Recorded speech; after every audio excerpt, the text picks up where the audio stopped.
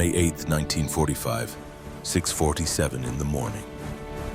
Miriam Aldridge stood on the platform of Willowbrook Station with her hands buried deep in her father's old work coat. The air tasted of wet wood and machine oil. Steam hissed from the freight train's undercarriage, curling up into the gray Iowa sky like the breath of something dying. She could feel the cold metal of the photograph in her pocket worn smooth from being touched too many times. Nathaniel, her brother, 21 years old in the picture, grinning that crooked grin that had always made people smile back. 3 days after that photograph was taken, he'd shipped out to Normandy. 6 months later, a telegram arrived. Killed in action June 7th, 1944. No body recovered. Just gone. Their mother had died 2 weeks after that telegram. Heart attack, the doctor said. But Miriam knew the truth. You could die from grief. She'd watched it happen. Watched her mother fold in on herself, growing smaller each day until finally, her heart just stopped beating. Now Miriam was 18, an orphan in everything but name. Her father, Cornelius, had become a ghost too. Not dead, but not quite alive, just working. Dawn to dusk working the farm, never speaking, never resting, as if exhaustion was the only thing that kept the memories at bay. The train lurched. Metal screamed against metal. Inside the wooden carriages, 200 German soldiers waited. Prisoners of war. The enemy. Men who had killed American boys, men who might have killed Nate. All around the platform, townspeople had gathered. Some were curious. Others seethed with barely contained rage. Luther Brennan stood near the front, arms crossed tight over his chest. He'd been Nate's best friend since they were 6 years old. Now Luther was 23 and hollow-eyed, working his father's hardware store, moving through life like a man already dead. They shouldn't be here, Luther said to no one in particular. Should be rotting in a German prison or a grave. Miriam understood that feeling. God, how she understood it. The train doors slid open with a groan of old wood and rusted hinges. The first Germans climbed down onto American soil. They moved slowly, stiffly, like men who'd been cramped in small spaces for too long. They were thin, not starving but worn down, hollowed out. Their gray uniforms hung loose on narrow shoulders. They kept their eyes down, faces carefully blank, as if they could make themselves invisible through sheer force of will. Miriam had seen the newsreels, the propaganda posters plastered on every wall in Willowbrook. The Germans in those images were monsters, cruel, sneering, inhuman, twisted caricatures of evil. These men just looked tired and young and scared. That couldn't be right, could it? A sheriff's deputy walked down the line of prisoners, calling names from a clipboard, family names matched with farm names. The labor program had been running for months across Iowa. German and Italian prisoners sent to work American farms, filling the gaps left by boys who'd gone to war and never come home. The government called it practical, necessary. Miriam knew what it really was, putting wolves among the sheep. Aldridge, the deputy called. Cornelius Aldridge, 4 workers. Miriam's stomach twisted into a knot. Her father stepped forward from the crowd. Cornelius was 62. His back bent from 40 years of breaking ground. His hands gnarled as old tree roots. He moved like a man carrying a great weight. Since Nate died, since Mary died, Cornelius had spoken perhaps 100 words total. He just worked, ate when Miriam put food in front of him, slept when his body gave him no choice. Now he stood silent as 4 German soldiers were brought forward. The first was tall, maybe 30, with thinning blonde hair and pale blue eyes. Werner Vogel, he said in careful English, his accent thick. The second was younger, stocky, with dark hair and nervous hands. Helmut Klein. The third barely looked old enough to shave. His voice cracked when he spoke. Klaus Bauer. The fourth stepped forward last. He was 31, maybe 32. Not tall, but solid. Built like someone who'd worked with his hands his whole life. There was something in his face, lines around the eyes, a weathered quality that spoke of years spent outdoors. When he spoke, his English was better than the others, though still heavily accented. Friedrich Hartmann. People call me Fritz. Cornelius looked at them for a long moment. His expression was unreadable. Finally, he simply nodded and turned toward his truck. "Come on, then." That was all he said. "Come on, then." The four Germans followed him across the platform. Luther Brennan stepped directly into their path. For a moment, nobody moved. Miriam could see the tension in Luther's shoulders, the way his jaw clenched, the way his hands had curled into fists. "You should be dead," Luther said quietly. Each word precise, controlled. "All of you. You should be dead and buried in the ground." Fritz met his eyes, didn't look away, didn't flinch. "Many of us are," Fritz said simply. It wasn't defiant. It wasn't apologetic. It was just a statement of fact delivered in a flat tone, and somehow that made it worse, made it more real. Luther's face contorted with barely suppressed rage. The deputy stepped between them. "Move along, Brennan." Luther moved, but his eyes promised this wasn't finished. The Germans climbed into the back of Cornelius's truck. Miriam got into the passenger seat beside her father. Through the rear window, she could see them sitting on the truck bed, holding on to the sides as the engine coughed to life. The youngest one, Klaus, looked like he might vomit. The others just stared at nothing. The drive took 15 minutes through countryside that had once felt like home, but now felt like foreign territory. Nobody spoke. The only sound was the rattle of the old truck and the whisper of wind through new corn. Willowbrook disappeared behind them. The landscape opened up into fields that stretched to the horizon, corn pushing up through dark soil, wheat turning from green to gold. Everything looked peaceful, abundant, safe. Miriam wondered what it looked like to men who'd spent years at war, men whose own country was being bombed to rubble while they rode through Iowa farmland in the back of a pickup truck.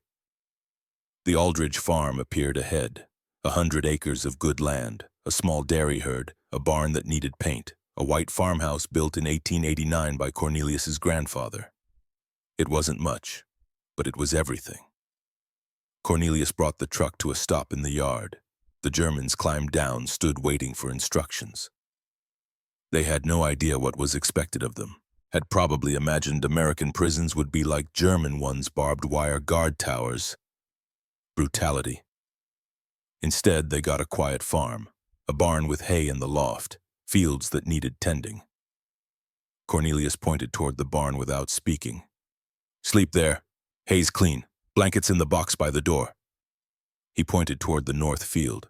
"Plowing starts tomorrow, dawn. I'll show you the equipment in the morning." That was it. No rules, no speeches, just sleep here, work starts tomorrow. The Germans glanced at each other uncertainly. Fritz nodded slowly. "Thank you," he said. Cornelius didn't respond. He turned and walked toward the house. Miriam followed, but at the porch steps she paused, looked back. The four prisoners were walking toward the barn. Fritz led the way. At the door, he stopped. His hand went to his jacket pocket, touched something there, his fingers lingering for just a moment before he let his hand drop and went inside. Miriam wondered what he was carrying. What object a German soldier would touch like that? Like a prayer, like a talisman against the dark. She didn't know it then, but that gesture would haunt her, would keep her awake nights wondering. Inside the house, silence pressed down like a physical weight. Cornelius sat at the kitchen table with a cup of coffee that went cold in his hands. Miriam heated soup on the stove, moving mechanically through the familiar motions. Neither of them spoke about the four men in the barn. What was there to say? That night, Miriam lay in bed staring at the ceiling. Through her window, she could see the barn dark against the darker sky. A faint light showed through cracks in the wood where someone had lit a lantern. She imagined them in there, sitting on hay bales, speaking German in low voices, thinking about homes they hadn't seen in years, about families who might be dead. No.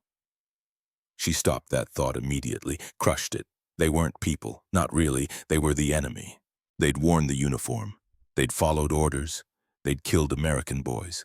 Maybe not personally, maybe not with their own hands.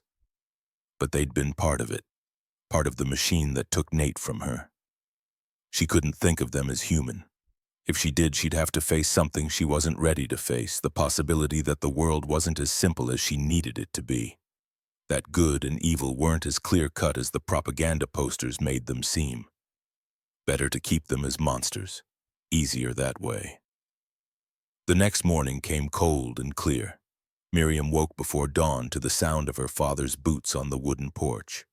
When she looked out the window, the 4 Germans were already standing in the yard, waiting in a neat line. She dressed quickly and went to the kitchen, made coffee, fried eggs, sliced bread, breakfast for 2, just her and Cornelius. The Germans would have to manage on their own, but when she carried the food to the table, Cornelius was looking out the window at the 4 men standing in the cold morning air. He didn't say anything, just looked, and Miriam knew what he was thinking because she was thinking it too. They were here. They were going to work. They needed to eat. She went back to the stove without a word, fried more eggs, sliced more bread, made it mechanically, trying not to think about what it meant. When it was ready, she put it on a tray and carried it outside. The Germans turned as she approached. She set the tray down on the porch railing and stepped back quickly. Didn't meet their eyes, didn't speak. Fritz stepped forward. "Thank you, miss." She didn't answer, just turned and went back inside, closed the door firmly behind her. Through the window, she watched them divide the food. Fritz took the smallest portion, made sure the others ate first. When Klaus reached for a second piece of bread, Fritz nudged it toward him without taking any himself. That small gesture of kindness bothered Miriam more than she wanted to admit. Monsters weren't kind to each other. Monsters took. They destroyed. They were selfish. That's what she'd been taught, what she'd believed for 2 years. So what did it mean that these men, these enemies, were taking care of each other? After breakfast, Cornelius led them to the north field. Miriam followed at a distance, telling herself she was just keeping watch, making sure they didn't try anything. But really, she was curious, needed to see if they could actually work. Cornelius showed them the plow, the harness for the draft horses. Old equipment, simple, but it needed to be handled properly or you could ruin a whole field. Fritz stepped forward immediately. He ran his hand along the plow blade, checked the fittings, adjusted a strap on the harness. The movements were practiced, confident. When he looked up at Cornelius, there was recognition in his eyes. "My father had one like this," Fritz said carefully. "In Bavaria. I grew up farming. I know this work." He demonstrated for the others how to guide the horses, how to keep the furrows straight, how to read the soil and adjust the depth. The other 3 watched like students, city boys who'd probably never touched farm equipment before the war.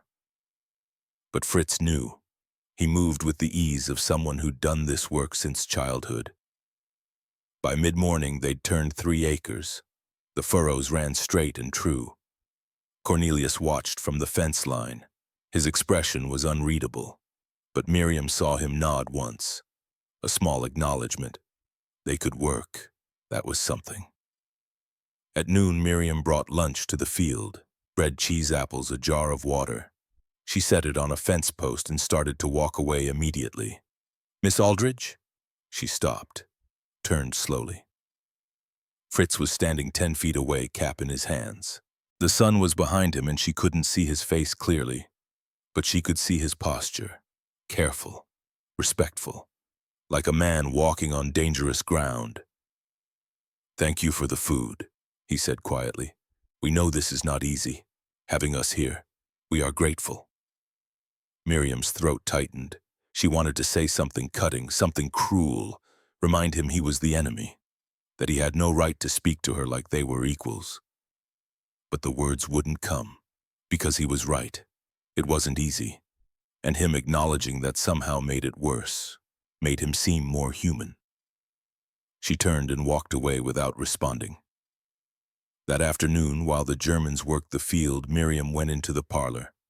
The room her mother had kept pristine, the room they barely used anymore because it hurt too much. On the mantelpiece sat a photograph in a carved wooden frame. The Aldridge family, taken in 1938 before the world fell apart. Cornelius and Mary, Miriam at 11 gap-toothed and grinning, and Nate at 14 wearing his first suit jacket, that crooked smile on his face. She picked up the photograph, studied her brother's face, tried to remember his voice, his laugh, the way he used to ruffle her hair and call her squirt. The memories were already fading. 2 years wasn't that long, but grief had a way of making everything distant, blurry, like looking at the past through water. She set the photograph back carefully, exactly where it had always been. That evening, after the Germans had put away the equipment and washed at the pump, they disappeared into the barn. Miriam watched from the kitchen window as lamplight flickered to life inside. She should have left them alone, should have minded her own business. Instead, she found herself walking across the darkening yard, moving quietly, staying in the shadows. The barn door was open just a crack. She could hear voices inside, German words she couldn't understand. She moved closer, peered through the gap. Werner was writing a letter by lamplight, his hand moving slowly across the page. Helmut was mending a tear in his jacket with careful stitches. Klaus sat with his back against a post, eyes closed, maybe sleeping, or maybe just trying to escape into his own head. And Fritz. Fritz sat slightly apart from the others. He had something in his hands, a piece of paper folded many times until it was small enough to fit in a pocket. He unfolded it with the kind of care you'd give something precious, something irreplaceable. Miriam couldn't see what was on the paper from where she stood, but she could see Fritz's face as he looked at it, could see the way his expression changed. Grief, longing, pain so deep it seemed to radiate from him like heat. He sat like that for several minutes, just looking. His lips moved silently, like he was speaking to whoever was in that photograph, or maybe praying, maybe both. Then he folded it again, precisely, carefully, slipped it back into his pocket, the same pocket he touched every morning when he woke, every night before he slept. Miriam backed away, returned to the house, lay in bed in the dark, staring at nothing. What was he carrying? What face was on that paper? What loss? She told herself she didn't care, told herself it didn't matter.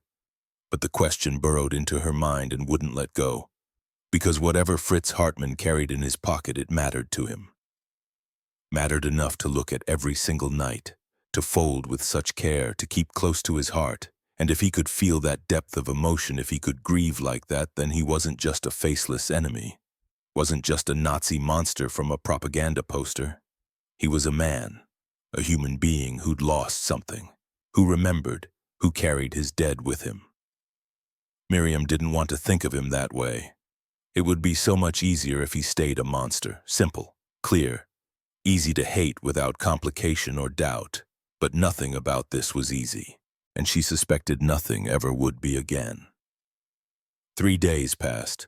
The routine established itself like a groove worn into wood.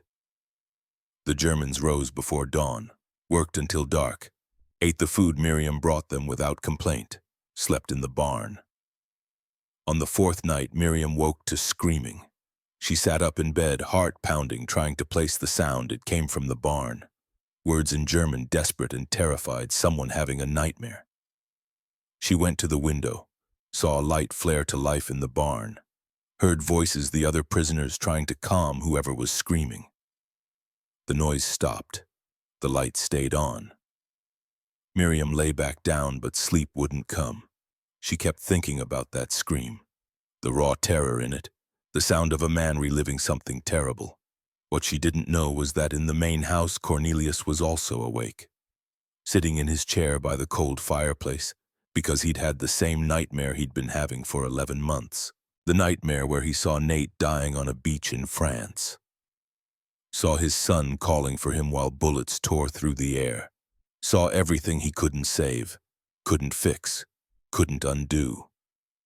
2 men, 2 nightmares, 2 different sides of the same terrible war, both haunted by Normandy. If they'd talked about it, if they'd shared those nightmares, they might have understood each other sooner.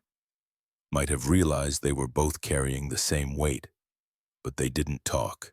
Not yet. So they suffered alone, in separate buildings, separated by 50 yards and an ocean of grief. The next morning, Fritz looked haggard. His hands shook slightly as he took his breakfast. The others were quiet, subdued. Something had happened in the night, something more than just a bad dream. Miriam wanted to ask, wanted to know what he dreamed about that made him scream like that, but she didn't. Because asking would make it real, would make him human, would make everything complicated. So she said nothing, just brought the food, watched the meat, went back to the house. On Sunday, the Germans were given the day to rest. Cornelius and Miriam went to church in town. Or rather, Cornelius went. Miriam had stopped attending after her mother's funeral. Couldn't sit in that building and listen to talk about God's plan in heaven and peace when her whole world had been torn apart. But Cornelius still went. Sat in the same pew he'd sat in for 50 years. Listened to Reverend Morrison preach about faith and endurance and the war finally ending. When they returned home, Miriam saw something that stopped her cold. The parlor door was open, the door they always kept closed. And inside, standing in front of the mantelpiece, was Fritz. He was looking at the family photograph, at the Aldridge family from 1938, at Nate in his suit jacket with that crooked smile. Fritz didn't hear them come in. He was too focused on the photograph, and as Miriam watched frozen in the doorway, Fritz's hand went to his jacket pocket, touched it. His face went pale.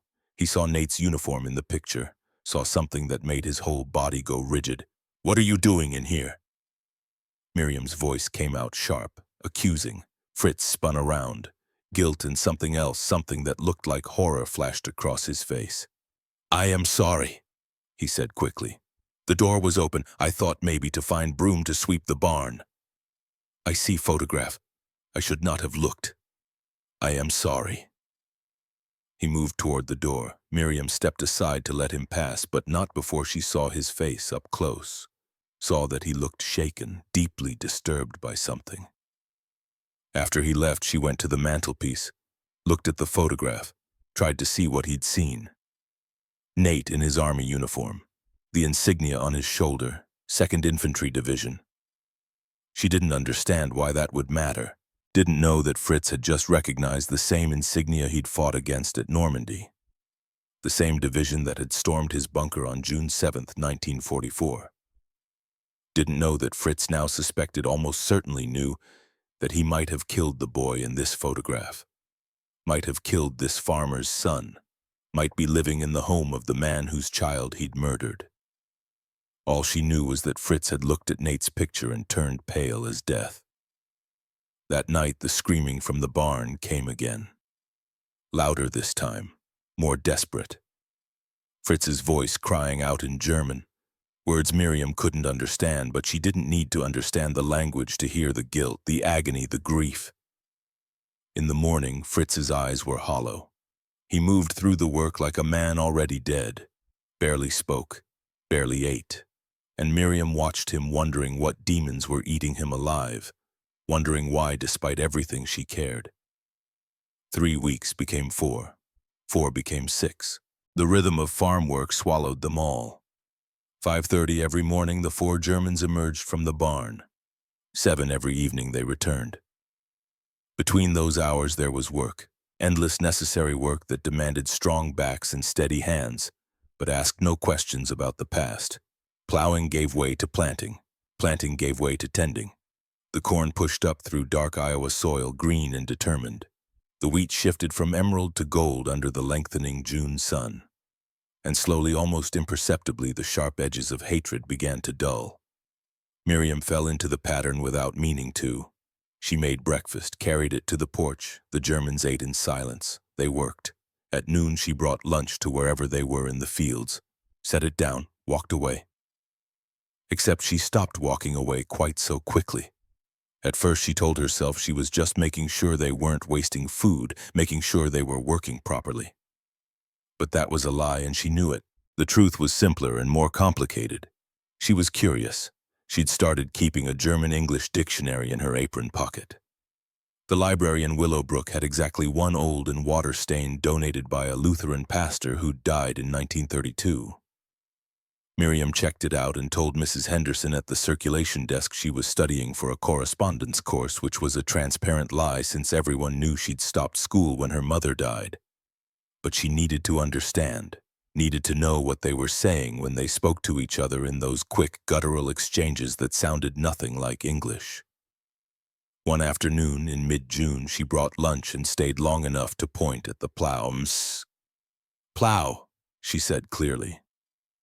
Fritz looked up from where he was adjusting the harness. His face registered surprise, then something that might have been gratitude or hope or both. "Flug," he said, then carefully enunciating each letter, P-L-O-W, plow. She pointed at the wheat rippling in the breeze. "Wheat. Weizen. Wheat. Rain. Regen. Rain." The other three had stopped working, were watching this strange lesson with fascination. Miriam felt heat rise to her face, suddenly self-conscious, but she pointed at the sky anyway. "Sky. Himmel. Sky." Fritz's accent transformed the words into something both foreign and familiar. He pointed at the earth beneath their feet. "Erde," he said, then looked at her questioningly. "Earth. Ground. Soil." He repeated each word, his mouth working around the unfamiliar sounds. Then he pointed at himself. "Freund," he said quietly, then meeting her eyes, "Friend." The question hung in the air between them, heavy with meaning, with possibility, with danger. Friend, that's what he was asking, if they could use that word, if he could cross that line.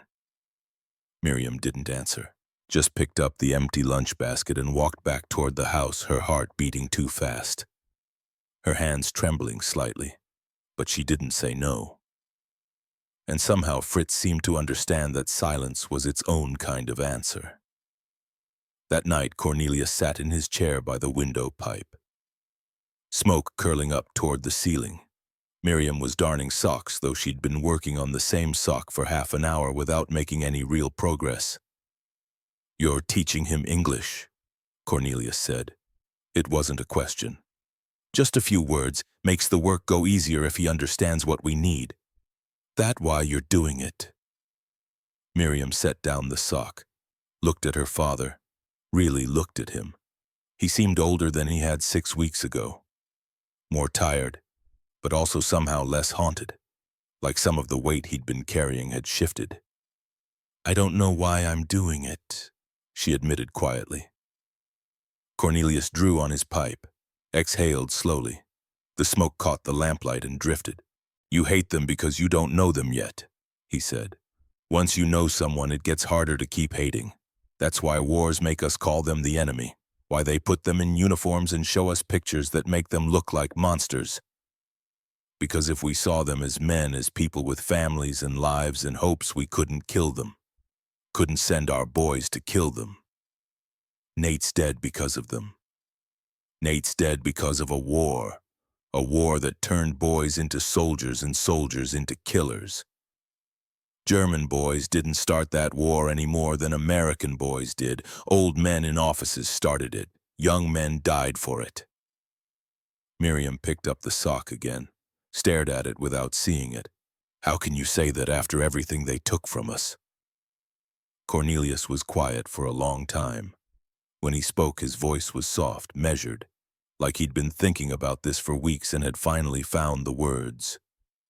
"Because hating them won't bring him back, Miri. Won't bring your mother back. Won't change a damn thing except make the world a little bit darker. And I'm tired. Tired of darkness. Tired of carrying this weight. If I can't get my son back, at least I can try not to lose what's left of my soul." Miriam didn't sleep that night. She lay in bed with her father's words echoing in her mind. Once you know someone, it gets harder to keep hating. Was that what was happening? Was she getting to know them? Was that why she found herself noticing things the way Fritz was always patient with Klaus? The way he never took more than his share of food? The way his hands moved with sureness and skill when he fixed broken equipment? The way he touched his pocket every morning and every night, like checking to make sure his most precious possession was still there? She didn't want to know him. Knowing made everything complicated, made the lines blur, made it harder to hold on to the clean, simple hatred that had sustained her through 2 years of grief. But the knowing was happening anyway, like water wearing down stone, slow, inevitable, impossible to stop. July burned hot across Iowa. The work intensified. Haying season came, and even with 4 extra hands, they were barely keeping up. All of them, Cornelius, Miriam, the 4 Germans, worked from before dawn until well past dusk, gathering hay loading wagons, storing it in the barn loft for winter. 3 months had passed since the Germans arrived. 3 months of daily work, shared meals, careful conversations in broken English and hesitant German. The sharp edges of their foreignness had worn down. They were still prisoners, still the enemy in official terms, but they were also becoming familiar. Known. Miriam had started bringing extra food at lunch. Not much, just a little more bread than strictly necessary, an extra apple or 2. She told herself it was practical. They were working harder as the weather warmed, burning more energy, needing more fuel. But when Fritz looked at the basket one afternoon and then at her, she knew he understood it was more than practicality. "This is too much," he said quietly. "Your family needs this food. Rationing is still—" "You're doing the work of 2 men each," Miriam interrupted. "You need to eat. We are prisoners. We are not entitled to— Just take it." Their eyes met, held, and in that moment something shifted between them. Some invisible boundary crossed. He wasn't just a prisoner anymore. She wasn't just the farmer's daughter. They were 2 people trying to navigate an impossible situation with what little grace they could manage. Fritz took the basket, set it down carefully for the others to share. "Thank you," he said, then softer, hesitant. "Nate, that was his name, your brother." Miriam felt her throat tighten, felt tears burn behind her eyes. She nodded, not trusting her voice. "Tell me one thing about him," Fritz said gently. "Just one thing, please. I want to understand what was lost." She shouldn't. Every instinct screamed not to. Don't humanize yourself to the enemy. Don't share your grief with the people who caused it. Don't let them see your pain. But her mouth opened anyway. "He was scared of thunderstorms," she said. The words came out rough, uneven, even when he was grown, 21 years old and still scared of thunder. "Every time it would storm, he'd come sit in the kitchen with me until it passed." Said the noise reminded him of being small, of feeling helpless. Fritz closed his eyes briefly. When he opened them, they were bright with unshed tears. "Thank you," he whispered. "Thank you for telling me, for trusting me with that." He turned away before she could respond, went back to work with a kind of fierce intensity, like he was trying to work off some unbearable emotion. And Miriam stood there in the field, wondering what she'd just done, wondering why it had felt less like betrayal and more like relief, like setting down a weight she'd been carrying too long. The attack started in late July, not on the Aldridge farm, but at the Peterson place 3 miles down the road where another group of German prisoners worked. A prisoner named Dieter Schroeder, a true believer, a man who still thought Hitler would win, who saw surrender as betrayal, had begun systematically terrorizing the other prisoners who showed any friendliness toward their American hosts. Word spread through the prisoner network, whispered warnings, careful avoidance, fear. Fritz came back one evening walking strangely, favoring his left side. His face was bruised, lip split, one eye swelling shut. He tried to slip into the barn without being seen, but Miriam was on the porch and saw him limping across the yard. She stood up so fast her chair tipped over backward. "What happened?" Fritz shook his head, tried to smile, failed completely. "I fell, clumsy with the hay bales." "That's a lie." Cornelius came out of the house, took one look at Fritz's face, and his expression hardened into something dangerous. "Schroeder?" he asked. Fritz's silence was answer enough. Miriam looked between them, confused. "Who's Schroeder?" "Dieter Schroeder," Cornelius said quietly. "Nazi prisoner at the Peterson farm. Real believer. Thinks any German who treats Americans with respect is a traitor to the fatherland. Thinks Hitler's going to win any day now and they'll all be going home as conquering heroes. He turned back to Fritz. How bad? Is nothing. Just words and one push. I am fine. We'll heal. What kind of words? Fritz's jaw tightened. His good eye met Cornelius's steadily. He says I forget who I am, that I am too friendly with enemy, that when Germany wins people like me will be punished for collaboration, that traitors hang. Germany's not going to win. I know this, you know this, Schroeder does not accept this. He'll do it again. Probably. The two men looked at each other. Some understanding passing between them that Miriam couldn't quite read. Finally, Cornelius nodded. You tell your camp guards, no, will only make worse for me. Better to accept, to endure. Cornelius swore quietly, turned to go back inside, then stopped. You're under my roof, he said. Well, my barn. Anyone hurts you, they answer to me. You tell Schroeder that. Fritz's eyes widened slightly. Mr. Aldridge, I cannot ask you to. You're not asking. I'm telling. Cornelius went inside, left Fritz standing there in the yard looking stunned. Miriam stepped off the porch, walked toward him slowly. Come inside, she said. Miss Aldridge, I should not. Come inside. I have medicine for that. You don't need to do this. I know I don't need to. I'm choosing to. There's a difference. She led him to the porch, made him sit on the steps, went into the house and gathered what she needed. The tin of salve her mother had used for burns and cuts, clean bandages, a bowl of water, a cloth. When she came back out, Fritz was still sitting there looking uncertain, like he wasn't sure if he was allowed to stay or if he should flee to the safety of the barn. Sit still, she said. She dipped the cloth in water and began cleaning the blood from his split lip. His face was tense, jaw clenched against the pain. She worked as gently as she could, but there was no way to do this without hurting him. Why do you stay friendly? She asked quietly. If it gets you beaten, why not just keep to yourself? Keep your head down. Fritz was quiet for a long time. When he finally spoke, his voice was rough, raw. Because kindness is a rare thing now.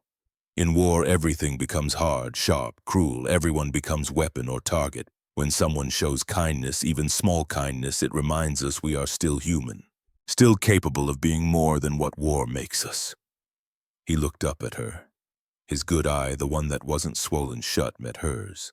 You and your father, you don't have to be kind to us. We are prisoners, enemy soldiers.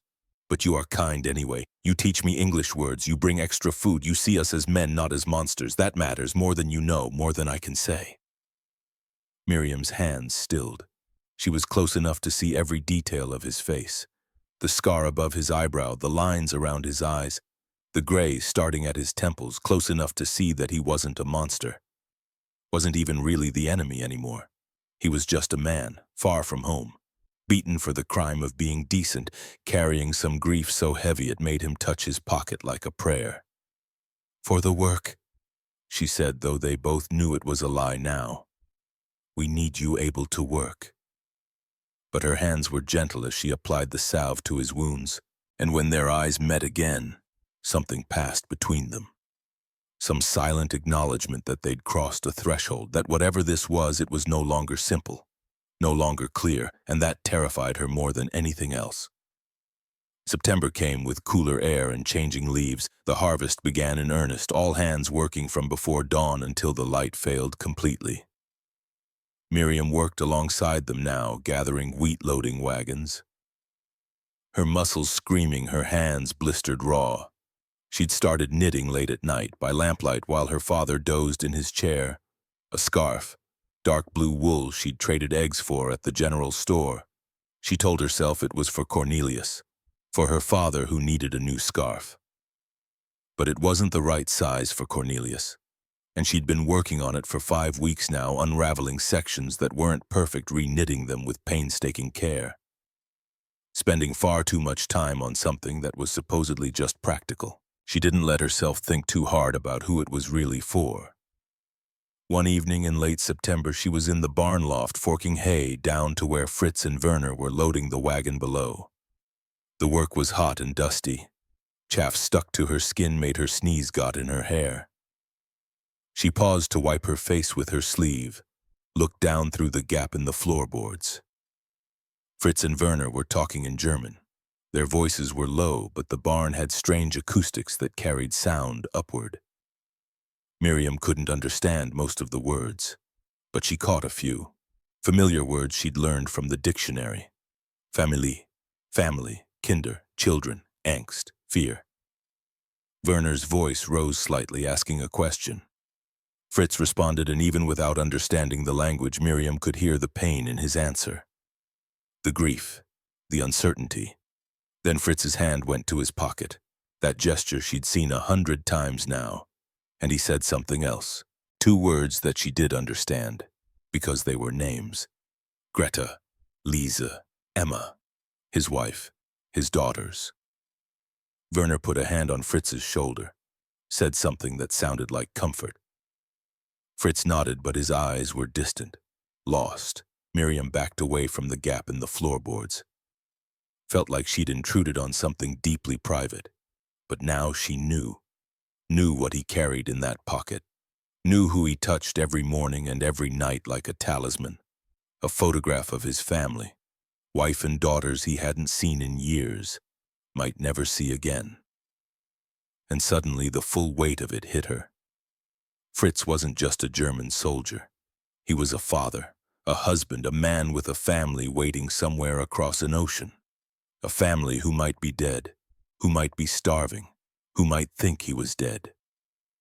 And here he was safe and fed in Iowa while his wife and children faced God knew what horrors. The guilt must be crushing. The not knowing must be worse than death. Miriam climbed down the ladder with trembling hands, went back to the house. Sat at the kitchen table in the gathering dark and cried for the first time since her mother's funeral. Cried for Nate, for her mother, for her father who'd lost everything, but also impossibly for Fritz, for Greta and Lisa and Emma who might be dead, for all the families torn apart by this terrible war. Cried until she had no tears left. November arrived with the first hard frost. The last of the harvest was in. The fields lay bare waiting for winter. The work slowed. There was still plenty to do, equipment to repair fences, to mend animals, to tend. But the desperate urgency of summer and fall had eased. On a cold Sunday morning, Dorothea Whitmore came to visit. She arrived bearing a cake, German chocolate cake, which was either a terrible joke or a deliberate kindness. With Dottie, you could never be quite sure which. She set it on the kitchen table and looked out the window at where the 4 Germans were repairing fence posts in the south pasture. "How are they working out?" she asked. "Fine," Miriam said carefully. "They work hard, no complaints." "I imagine they do. Poor souls have nothing else to occupy their time." Miriam blinked. Poor souls. These were German soldiers, the enemy. Dottie seemed to read her thoughts. She sat down at the table, folded her gnarled hands in front of her. "My husband died in the First War," she said quietly. "Argonne Forest, 1918. He was 22 years old. German machine gun got him. Cut him down like wheat. I hated them for it. Hated every German person who'd ever lived or ever would live. Thought I'd hate them until the day I died." She paused, smoothed the tablecloth with fingers bent by arthritis. "Then in 1925 I met a woman in Des Moines, German immigrant. Came over in 1920 after the war. She'd lost her brother in the Argonne too. Different side of the same battle.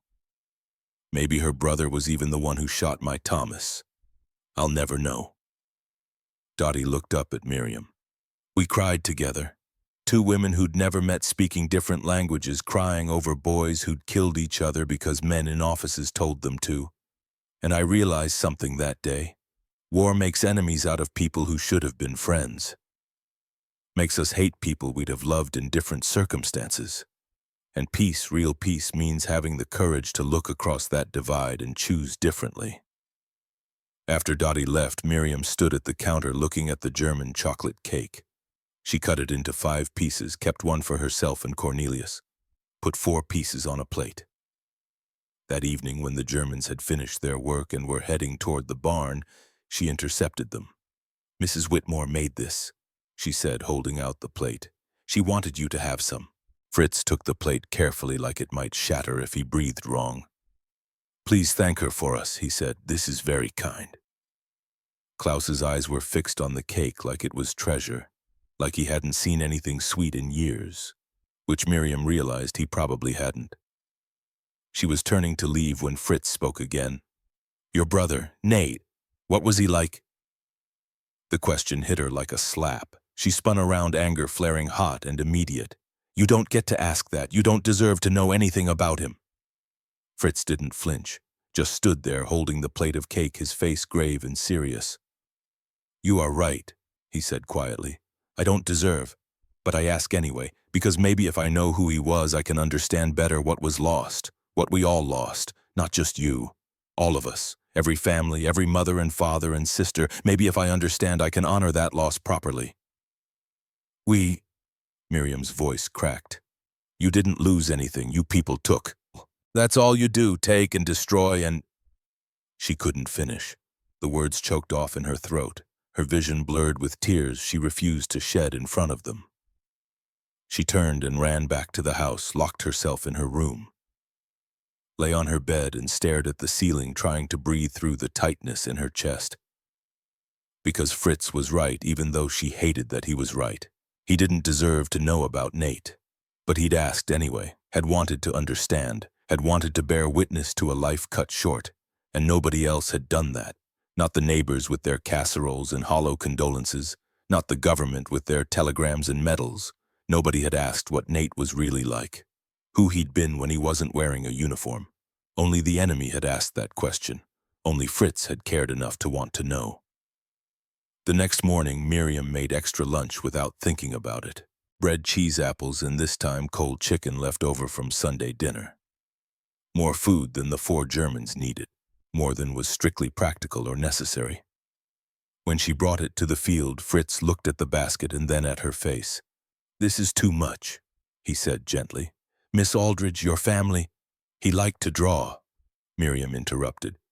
Fritz went still. Nate, my brother, he liked to draw, had sketchbooks full of pictures, birds mostly. He could spend hours watching a cardinal or a blue jay, sketching it from different angles.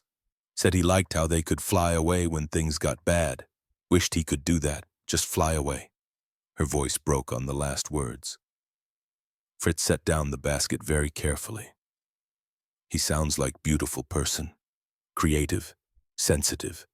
The world needed more people like him. The world killed him instead. Yes. Fritz's voice was thick with grief. The world killed many good people. My brother, too. Stefan. He was 19, died at Stalingrad, froze to death in a trench alone and afraid and far from home. He played violin, was so talented, could make you cry with his music. Now there is no more music, just silence. They stood there in the field, 2 people on opposite sides of a finished war, connected by grief and loss and the terrible understanding that both had paid too high a price. I'm sorry about Stefan, Miriam said finally. I'm sorry about Nate. It wasn't forgiveness, not yet, but it was something. A first step toward acknowledging each other's humanity, each other's pain. And maybe, just maybe, that was enough for now. Christmas came to Willowbrook wrapped in snow and silence.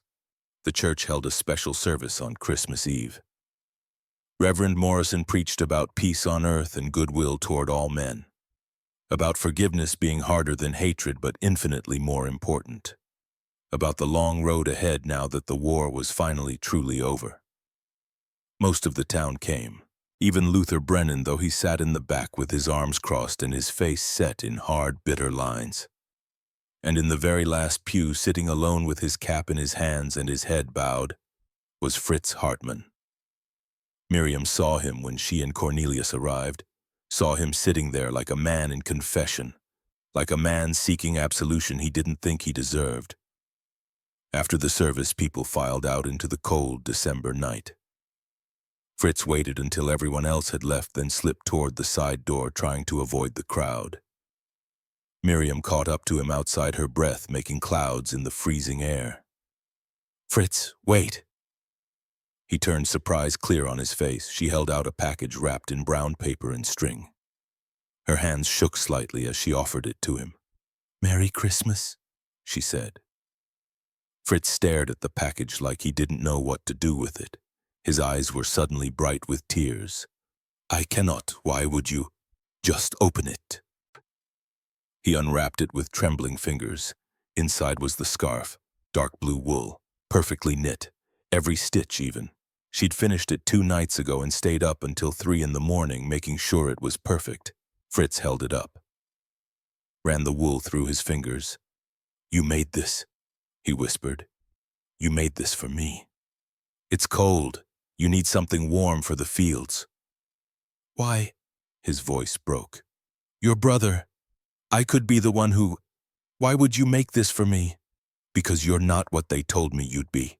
They said you'd be monsters, cruel, inhuman, evil, but you're not. You're just men, you're just people trying to survive, same as us, and I'm tired, Fritz. So tired of hating, so tired of being angry all the time.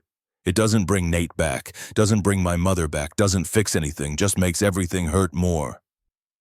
Fritz was crying now, not trying to hide it. Tears ran down his face and froze in the December air. "I have something," he said. His voice was barely audible. "Something I must show you, something I carry every day. I think maybe you should have it, or maybe I should keep it. I don't know. But you should see." His hands were shaking so badly he could barely reach into his jacket pocket, but he managed it. Drew out that piece of paper he touched every morning and every night, the one Miriam had wondered about for 7 months. He unfolded it with infinite care, hands trembling, breath coming in short, sharp gasps. Then he held it out to her. It was a photograph, old, creased from being folded and unfolded countless times, worn at the edges, and Miriam's whole world stopped, because she knew this photograph, had seen it 1,000 times. It had sat on the mantelpiece in their parlor until her mother died, and then Cornelius had put it away because it hurt too much to look at. The Aldridge family. 1938. Cornelius and Mary. Miriam at 11. And Nate at 14, wearing his first suit jacket, grinning that crooked grin that made everyone love him.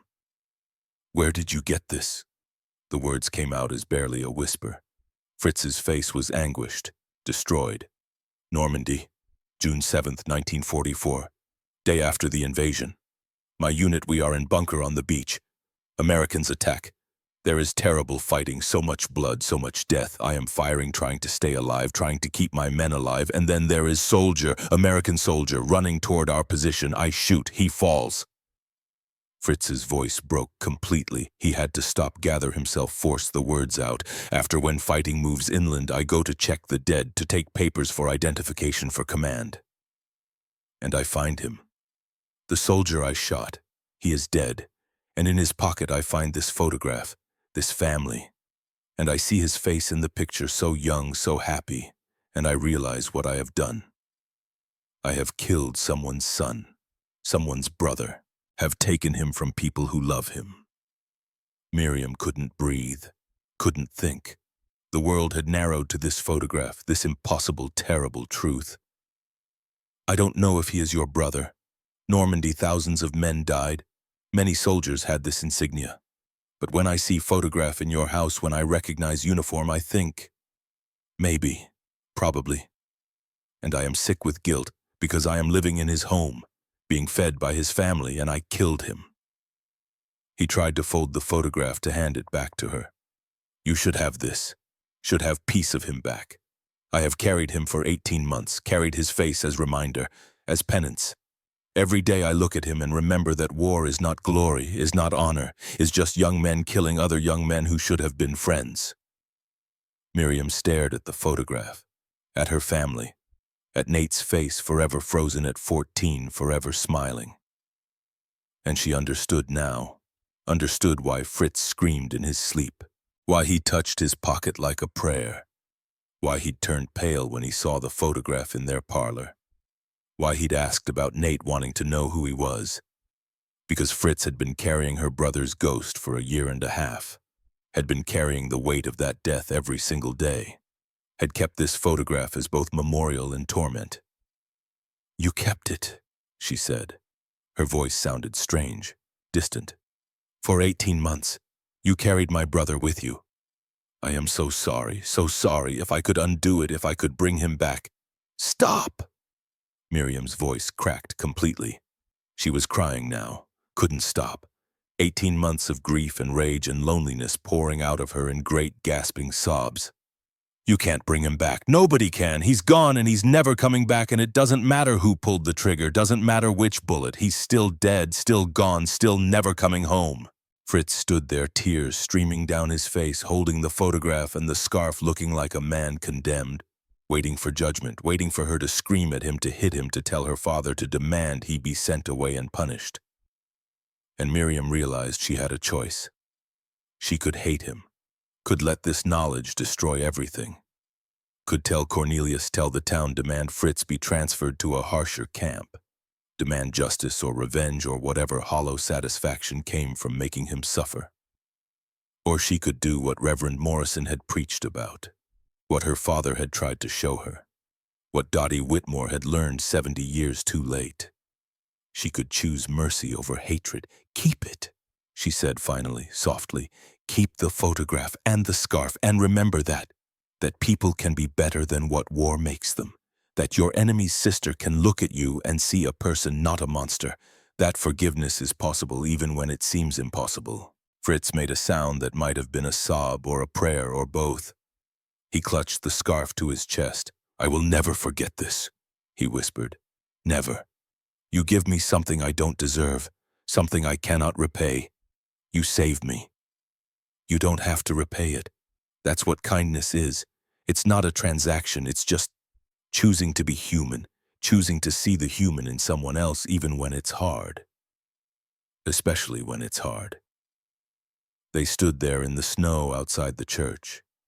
Two people on opposite sides of a finished war.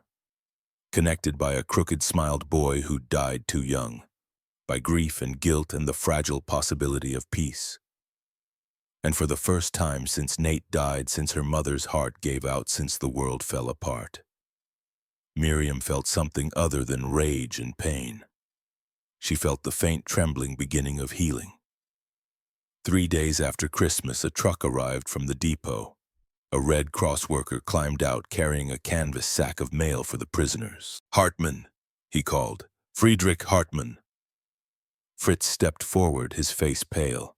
His hands shook as he took the envelope with his name written in unfamiliar feminine handwriting. He stood there in the cold yard staring at it, afraid to open it, afraid of what it might say. Finally, Miriam said gently, "Open it, Fritz." He tore it open with trembling fingers, drew out thin paper covered in German script. His eyes moved over the words once, twice, and then his knees buckled. He collapsed onto the frozen ground, the letter clutched in his hands, and wept. Great gasping sobs that shook his whole body like earthquake tremors. Miriam ran to him, dropped to her knees beside him in the snow. "Fritz, Fritz, what is it? What's wrong?" He couldn't speak, could only hand her the letter with shaking hands. It was in German, but she recognized some words now. Greta, Kinder, München, Leben, alive. They were alive. "Oh," Miriam breathed. "Oh, Fritz." She put her arms around him, held him while he cried, held a man who'd killed her brother and carried his photograph as penance, a man who'd been beaten for kindness, a man who'd spent 2 years not knowing if his family was alive or dead.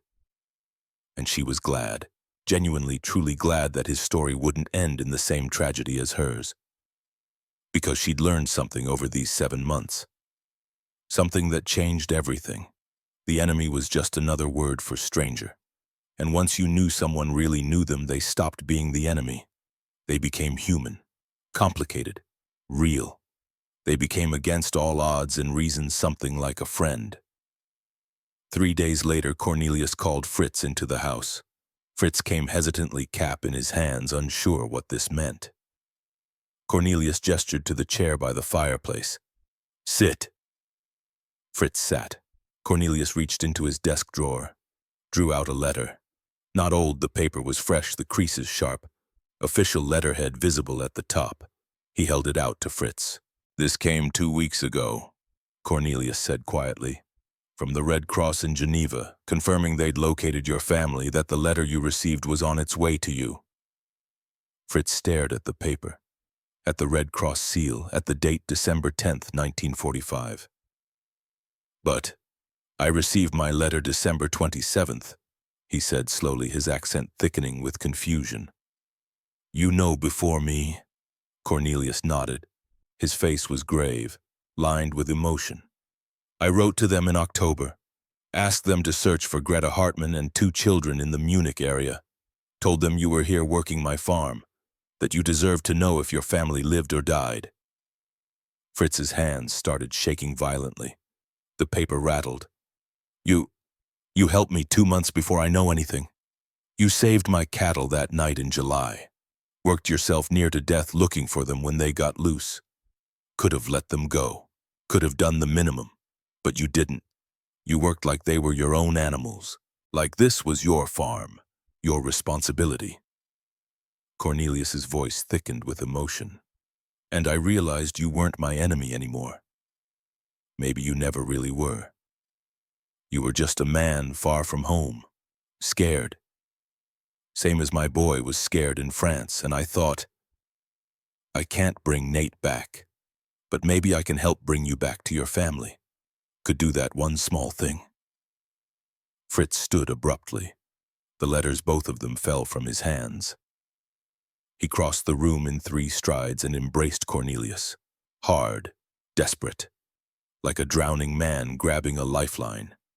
You kill me with kindness, Fritz whispered in broken English, his voice muffled against Cornelius's shoulder. You give me back my life, my family, my hope, my reason to live, and I kill your son. I am the one who... War killed my son, Cornelius said firmly, his own voice rough with tears. You just happened to be there, just happened to be the one holding the rifle. Could have been any soldier, any bullet. Doesn't change what happened, doesn't bring him back. He held Fritz tighter. But peace is giving me a chance to save someone else's son, to send you home to daughters who need their father, to a wife who's been waiting.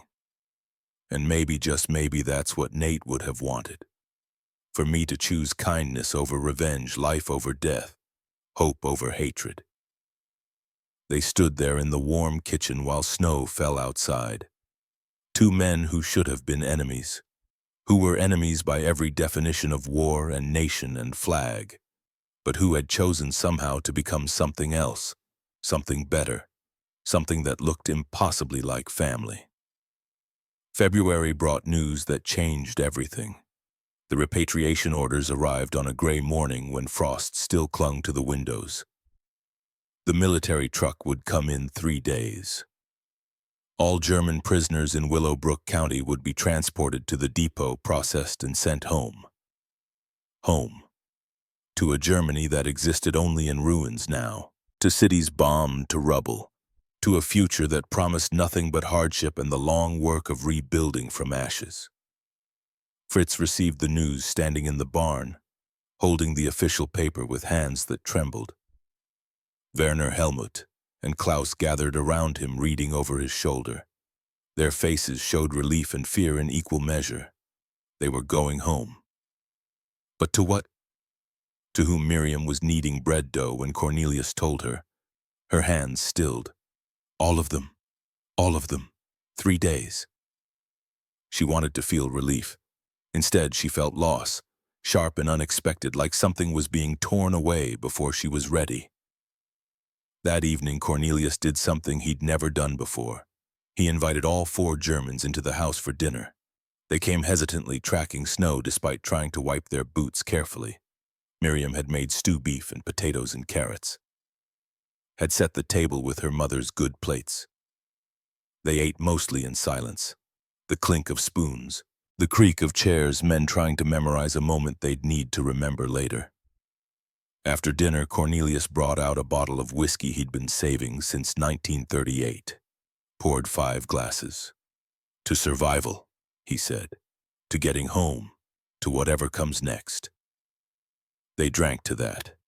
Then Cornelius walked to a cabinet in the corner, drew out a wooden box, set it on the table in front of Fritz, and opened it. Inside were tools, wood chisels, carving knives, planes and files. Beautiful old tools, their handles worn smooth from decades of use. "These were my father's," Cornelius said quietly. "He was a furniture maker, taught me the trade, but I chose farming. These have been sitting unused for 40 years. He pushed the box toward Fritz. "You said your father was a carpenter. You said his workshop burned. Maybe when you get home, when you start rebuilding, you'll need tools. Maybe you can make something good, something that lasts." Fritz stared at the tools like they were made of gold. "I cannot take your father's. My father would want them used," Cornelius said firmly. "Would want them in hands that'll build instead of destroy." Fritz stood and embraced Cornelius. No words, just two men who'd been enemies and became brothers. The morning they left was bitterly cold.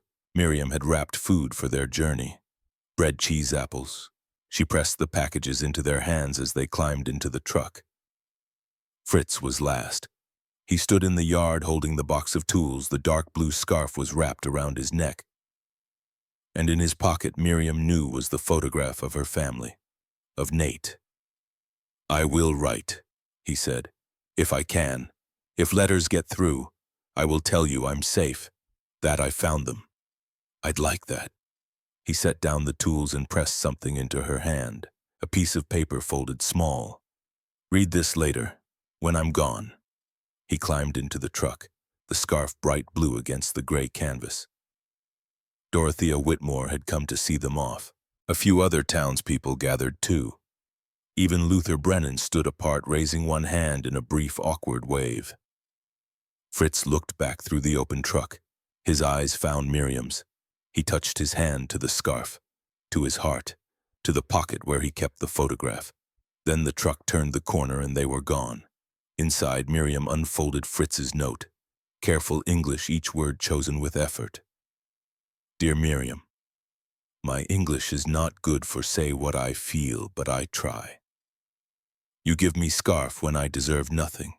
You give me kindness when I deserve hate. You teach me that war does not decide who we are. We decide. I killed your brother. This I know. This I carry always, but you teach me that carrying guilt is not enough. Must also carry hope. Must choose to build, not just to mourn. I keep photograph to remember Nate. To remember that every soldier is someone's son, someone loved. But also I keep it to remember you. To remember that his sister was brave enough to see me as human. That she chose kindness when kindness seemed impossible. This changes my life. This changes everything. Thank you. Always thank you. Your friend Fritz." 3 months later, the first letter arrived from Germany. "Dear Miriam and Mr. Aldridge, I arrived in Munich. The city is destroyed more than I can describe. Buildings are only shells, people look like ghosts. But I found Greta and my daughters. They are thin, so thin but alive.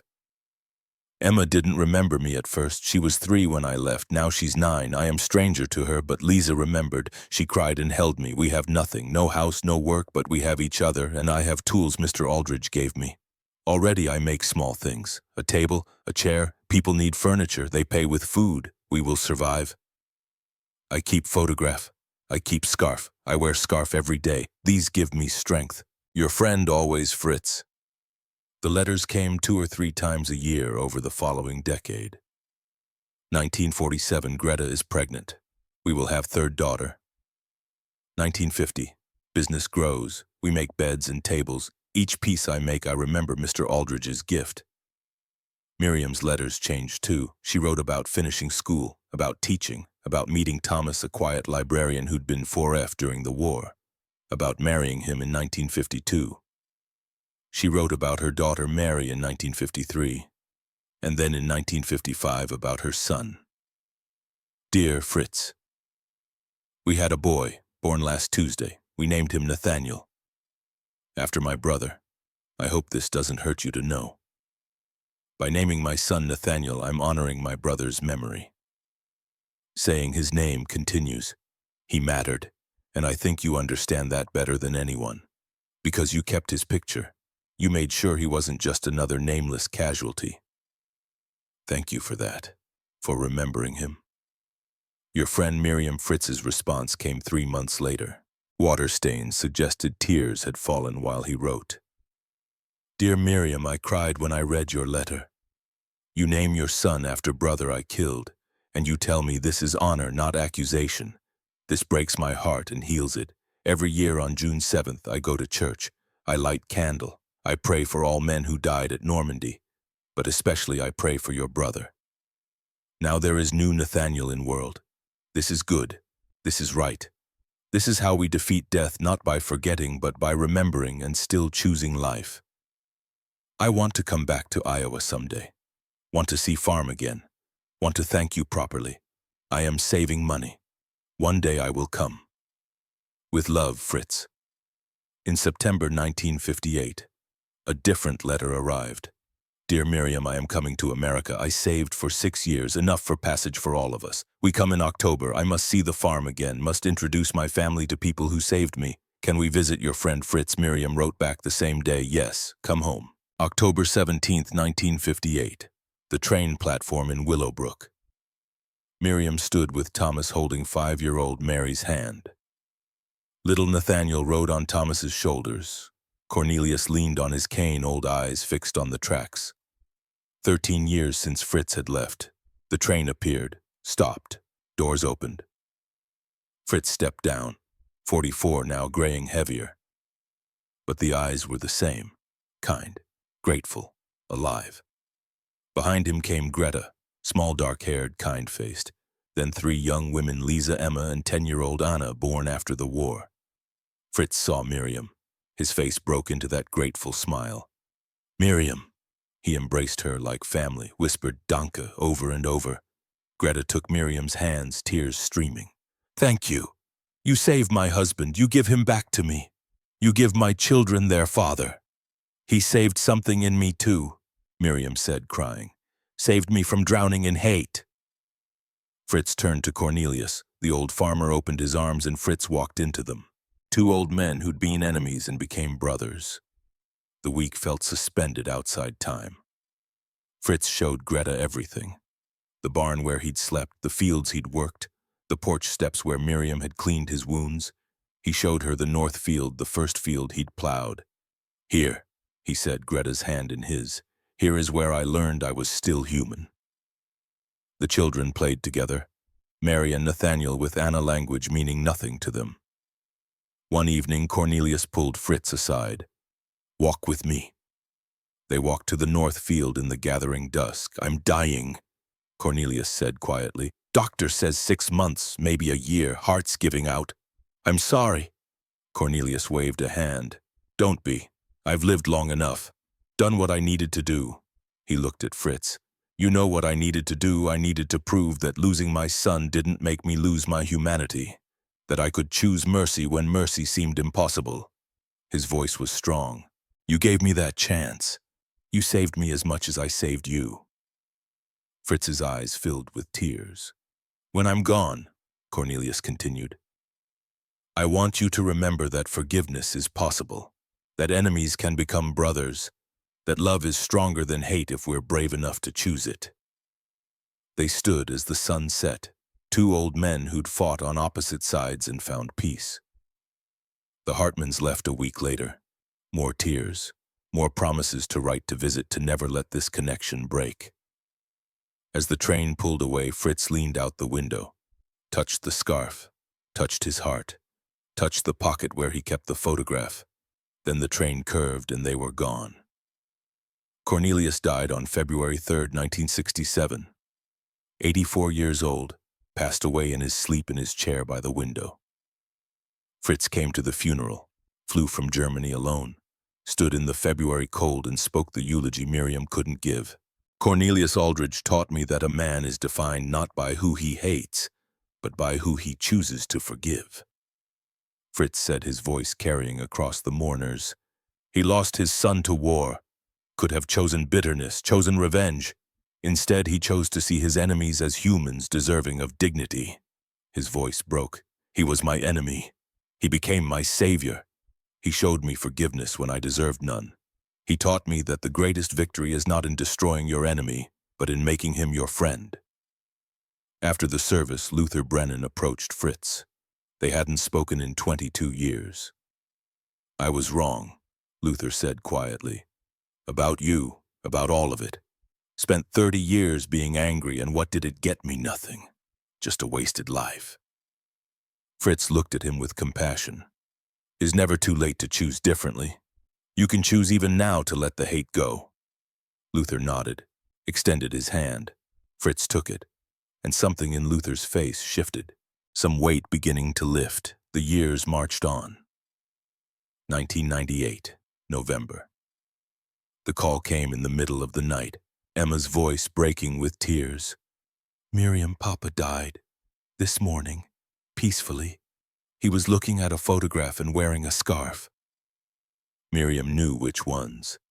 "He asked me to tell you something," Emma continued. "He said to tell you he kept the scarf, wore it every winter for 53 years. Because it reminded him that kindness is real, that people can choose to be better." 3 weeks later, a package arrived. Inside was the scarf, worn, faded, holes where wool had given way, and a letter. "Dear Miriam, Papa wanted you to have this back. He said you made it when you were 18, when you were grieving and had every reason to hate. But you made kindness instead. He told us the story many times, how you changed his life, how you taught him that enemies are just people we haven't learned to love yet. Thank you for giving us back our father. With love, Emma." Miriam held the scarf she'd made 53 years ago, could see where it had been mended, where Fritz had refused to let it fall apart. 2008. April. Miriam was 81. A reporter came to interview her for a documentary about German POWs in Iowa. "Tell me about Fritz Hartmann," the young woman said. Miriam was quiet, thinking how to compress 53 years into words. "Fritz taught me that the enemy is just another word for stranger," she said finally. "And once you know someone, really know them, they stop being the enemy." She looked at the north field through the window. "I was 18 when he came, full of hate. I thought I knew what evil looked like, thought it wore a German uniform, thought the world was simple." She touched the threadbare scarf in her lap. "But Fritz taught me that good and evil aren't about what uniform you wear. They're about the choices you make, the person you choose to be when it would be easier to be cruel." She looked at the camera. "That scarf was my choice, to be kind when everything in me wanted to be harsh, to see a person when it would have been simpler to see a monster. And that choice rippled out across decades, changed his life, changed mine, changed everything." "Do you regret it?" the reporter asked, "knowing he might have killed your brother?" Miriam smiled, sad but wise. "No, because hating Fritz wouldn't have brought Nate back, wouldn't have healed anything, would have just made the world darker, and we needed light." Her voice grew stronger. "War makes us forget we're all human, makes us think the enemy is different from us. But they're not. They're just people, scared, trying to survive, trying to get home, just like us." The interview ended. The reporter left. Miriam walked to the mantelpiece. It held a photograph from 1958, two families standing together. Miriam and Thomas with their children, Fritz and Greta with theirs, Cornelius in the center, hands on both their shoulders. All smiling. Below it in a glass case were two objects. The scarf, blue and threadbare and precious, the photograph, the Aldridge family from 1938. Creased from being carried for 54 years, Miriam touched the glass gently. "We did it," she whispered. "To Nate, to Cornelius, to Fritz, to all the lost and all the found. We chose kindness, and kindness won." Outside, the sun set over the north field, golden light across the wheat, the same light that had lit this land for generations, that would continue long after everyone who remembered the war was gone. But the story would remain, passed down, told and retold, a story about enemies who became friends, about hate that transformed into love, about one scarf and one photograph and the truth that forgiveness is always possible if we're brave enough to choose it. Miriam wrapped the threadbare scarf around her shoulders one last time, felt the weight of it, the history, the love, and she felt peace, complete and perfect, because she'd learned the secret Fritz carried for 54 years. The secret Cornelius knew all along, that in the end we're all just people trying to find our way home.